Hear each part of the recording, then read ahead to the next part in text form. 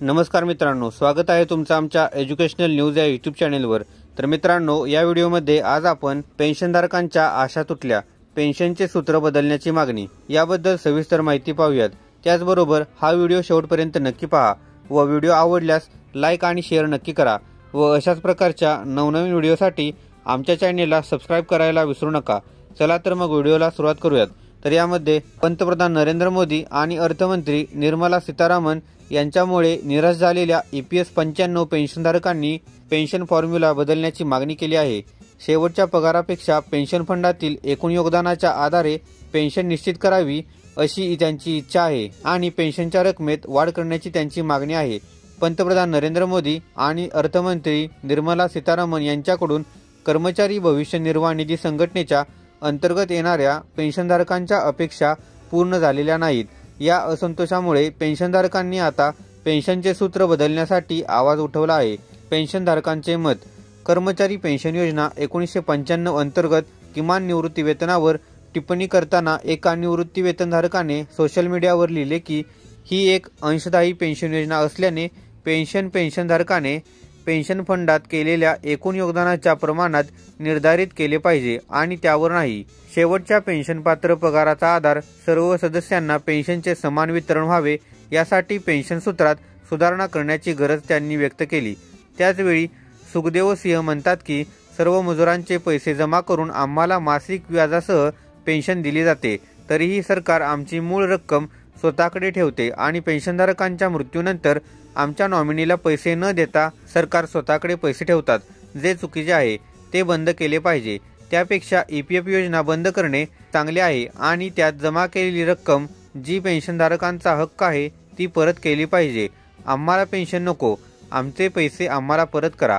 PF formula चुकीचा आहे, कृपया तो खाजगीमधून वेगळ्या फॉर्म्युलामध्ये बदला।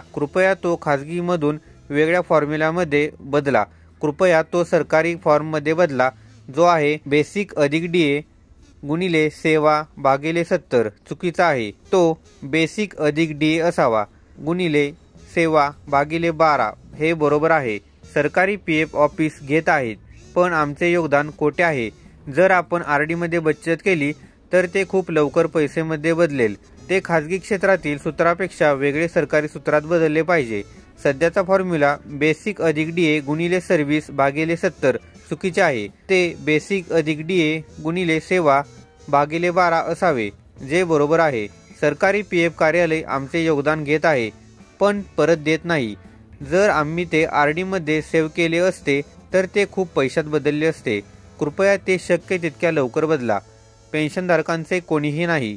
EPS 95 पेन्शन राष्ट्रीय संघर्ष समितीचे रायपूर अध्यक्ष अनिल कुमार नामदेव यांनी EPS 95 वर भाष्य करताना सांगितले की पेन्शनधारकांना समजून घेणारे या देशात कोणीही नाही। संसदेत सादर झालेल्या सर्वसाधारण अर्थसंकल्पातून हे स्पष्ट झाले आहे, असे ते म्हणाले। अर्थसंकल्पावर टीका करताना ते म्हणाले की प्रत्येक अर्थसंकल्पानंतर गरीब अधिक गरीब आणि श्रीमंत अधिक श्रीमंत झाला आहे। सामान्य माणूस पूर्णपणे श्रीमंतांच्या श्रेणीत किंवा पूर्णपणे गरिबांच्या श्रेणीत येत नाही। लोकप्रतिनिधींवर संताप: लोकप्रतिनिधींवर टीका करताना अनिल कुमार नामदेव म्हणाले की आमचे 99.9% लोकप्रतिनिधी करोडपती आणि अब्जाधीश आहेत। गरिबी म्हणजे काय आणि सामान्य माणूस काय हेच त्यांना माहीत नाही। अर्थसंकल्पात कोणाचा वाटा आहे हे कोणापासून लपून राहिलेले नाही, असे ते म्हणाले। सर्वसाधारण अर्थसंकल्पाला विशेष अर्थसंकल्प म्हणण्यात त्यांनी अतिशयोक्ती मांडली नाही। EPS 95 पेन्शनधारकांची सद्यस्थिती आणि त्यांच्या मागण्यांवरून हे स्पष्ट होते की पेन्शन प्रणालीमध्ये सुधारणा करण्याची नितांत गरज आहे।